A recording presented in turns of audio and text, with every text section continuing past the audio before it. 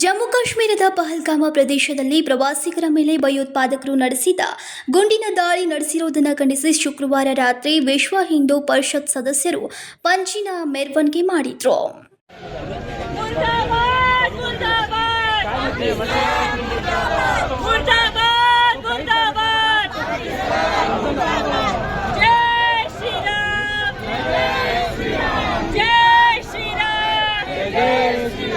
ನಗರದ ಚೆನ್ನಮ್ಮ ವೃತ್ತದಿಂದ ಪಂಚಿನ ಮೆರವಣಿಗೆ ನಡೆಸಿ ಸಂಗೊಳ್ಳಿ ರಾಯಣ್ಣ ಮಾರ್ಗವಾಗಿ ಅಶೋಕ ವೃತ್ತದಲ್ಲಿ ಸಮಾಪ್ತಿ ಮಾಡಲಾಯಿತು. ಕೇಂದ್ರ ಸರ್ಕಾರ ಜಮ್ಮು ಕಾಶ್ಮೀರದಲ್ಲಿ ಪ್ರವಾಸಿಗರ ಮೇಲೆ ಗುಂಡಿನ ದಾಳಿ ನಡೆಸಿದ ಭಯೋತ್ಪಾದಕರನ್ನ ಮಟ್ಟ ಹಾಕಿ ಪ್ರತೀಕಾರ ತೀರಿಸಿಕೊಳ್ಬೇಕು ಅಂತ ಘೋಷಣೆಯನ್ನ ಕೂಗಿದ್ರು. ಇದೇ ಸಂದರ್ಭದಲ್ಲಿ ಪಾಕಿಸ್ತಾನ ಹಾಗೂ ಪ್ಯಾಲೆಸ್ಟೈನ್ ಧ್ವಜಕ್ಕೆ ಬೆಂಕಿಯನ್ನು ಹಚ್ಚಿ ಆಕ್ರೋಶವನ್ನು ವ್ಯಕ್ತಪಡಿಸಿದ್ರು.